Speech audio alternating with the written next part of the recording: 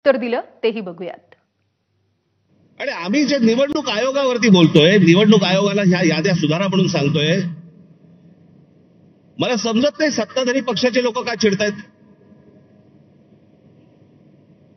लागतंय ना कुठेतरी। आम्ही निवडणूक आयोगाला प्रश्न विचारले की सत्ताधारी उत्तर देतात। तुम्हाला कोणी विचारलं? तुम्हाला वाटतंय, तुम्हाला राग येतोय कारण शेण खाऊन ठेवलंय। येणाऱ्या निवडणुकीमध्ये समोर पराभव दिसतोय, तो स्वीकारून आधीच रडीचा डाव सुरू करायला त्या ठिकाणी सुरुवात झालेली आहे। जर नावं बोगस असतील, काही आक्षेप असतील, तर संविधानानं हा आयोग त्या ठिकाणी नेमलाय। आपण त्या आयोगाकडे योग्य पद्धतीनं तक्रार केली तर त्याचं निराकरण होतं। ते नाही तर आपल्याला डॉक्टर बाबासाहेब आंबेडकरांनी अधिकार दिलाय, न्यायव्यवस्था आहे, कोर्टातनं आपल्याला न्याय मिळू शकतो।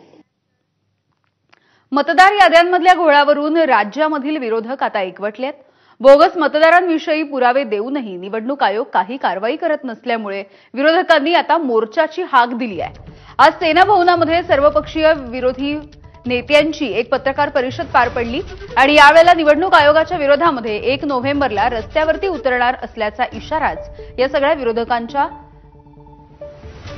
विरोधकांनी दिलेला आहे। पुरावे देऊन देखील निवडणूक आयोग कारवाई करत नसल्यामुळे याच मोर्चाच्या माध्यमातून आयोगाच्या डोळ्यामध्ये अंजन घालण्याचा प्रयत्न करू असं देखील विरोधकांनी सांगितलंय। 1 नोव्हेंबर शनिवार निवडणूक आयोगाच्या या मनमानी आणि भ्रष्ट कारभाराविरुद्ध मुंबईत सर्वपक्षीय विराट मोर्चा निघेल। महाराष्ट्राच्या जिल्ह्यातून गावागावातून मतदानाचा अधिकार गमावलेले लाखो लोक इथे येतील आणि मतदारांची ताकद जी आहे ही देशाच्या पंतप्रधानांना, गृहमंत्र्यांना, निवडणूक आयोगांना दाखवली जाईल। हे पाहता पहिली गोष्ट की निवडणूक आयोगाने जिल्हाधिकाऱ्यांना आदेश दिलेले आहेत निवडणूक याद्या तपासण्याचा। याचा अर्थ निवडणूक आयोगाने हे मान्य केले की काहीतरी घोळ झालेला आहे। हे जर त्यांनी घोळ झालेला मान्य केला असेल तर तो घोळ त्याच्या लक्षात आलेला असून सुद्धा ते जर डोळेझाकपणा करावा असेल तर त्यांच्या डोळ्यात अंजन घालण्यासाठी 1 तारखेला शनिवारी तो मोर्चा सर्व विरोधी पक्षाच्या वतीने काढण्यात आलेला आहे। त्या मोर्चामध्ये महाराष्ट्र नवनिर्माण सेना पूर्णपणे ताकदीने सहभागी होणार आहे। किंबहुना महाराष्ट्रातील सगळ्या नागरिकांनीही या मोर्चात सहभागी होण्याची आवश्यकता आहे।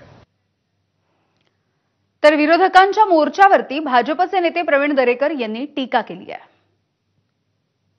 आपण कोट्या करताय,